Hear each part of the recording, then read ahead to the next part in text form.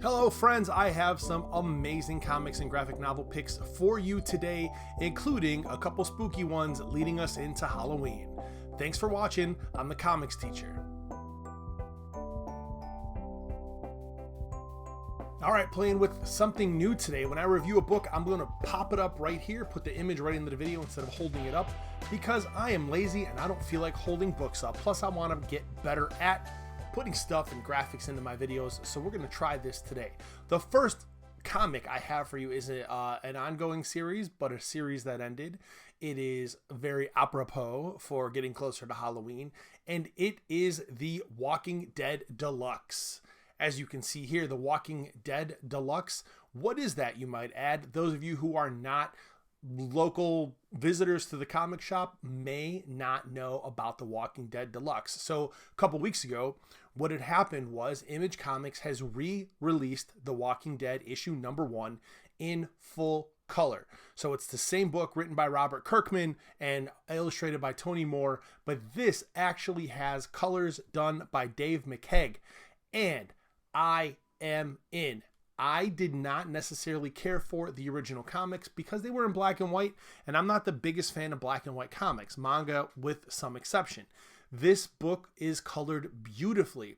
So for those of you who didn't get a chance to read the entirety of The Walking Dead originally, now you get an opportunity to read it in full color. All 193 issues will be redone in color. I will be in my 50s when this thing is done with its run. Yikes. That's a little weird to say, but it's the truth. In the back of the issue, we have, and I know I still have the image right here, but what we have is Robert Kirkman is going to be putting some cutting room floor information in every back matter issue. So there's like original notes from the issues and ideas he had and just things he wants to say about that. Those cutting room floor memos were supposed to be compiled into a book, but that never saw the light of day, so he's decided to put those in the back of this Walking Dead Deluxe. Another thing you should know about this is that it will not be collected into trades. They've decided that this is just going to come out in single issues, and that is it. So if you want to read this book, there will be no small trades, no big compendiums. It is going to be a single issue by single issue. This might be a great chance for you to get into your local comic book shop and get yourself a pull list Walking Dead Deluxe.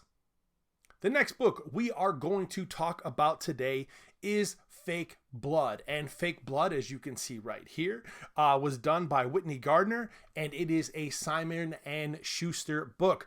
This is kind of a, I'm going to say middle grade, maybe even a little bit younger grade book about some middle grade students who are going through friendships and relationships and love, but there's also some stuff happening in their town that is mysterious and a little bit creepy.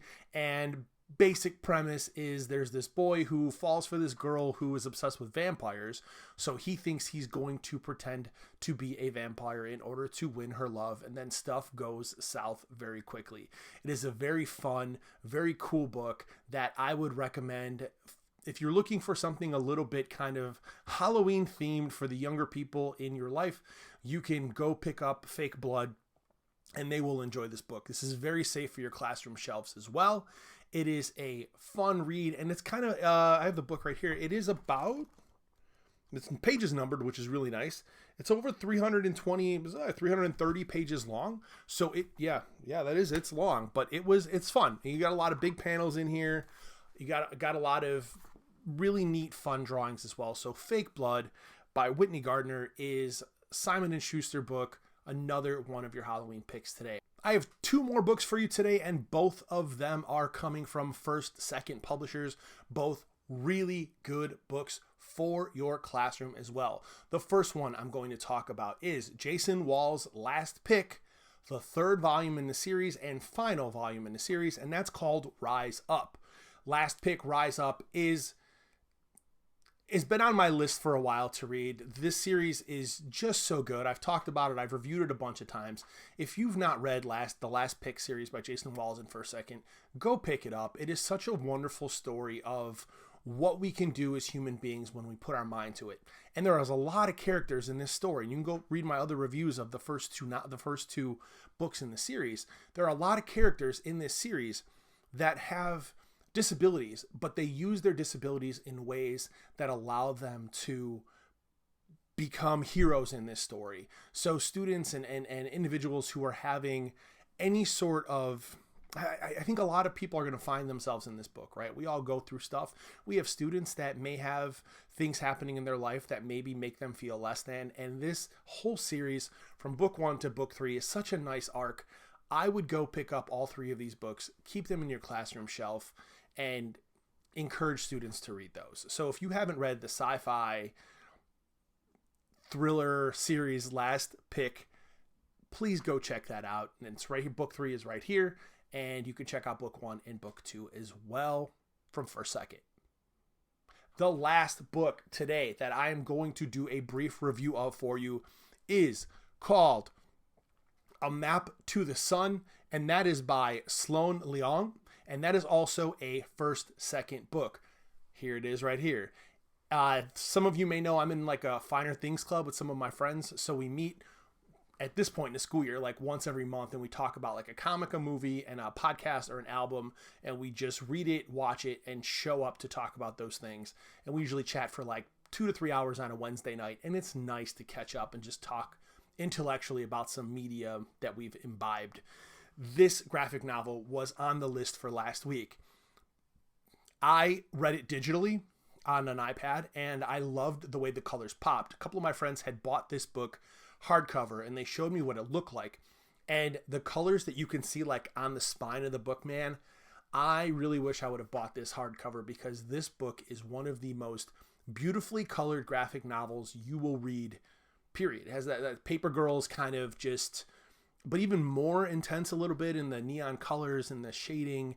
It does have some moments there. I mean, I wouldn't say like, yes, this is a book for your classroom. Yes, I would put it in my high school, my high school classroom, and probably even middle school. Younger than that, I'm not quite sure. Always read what you're going to give your students.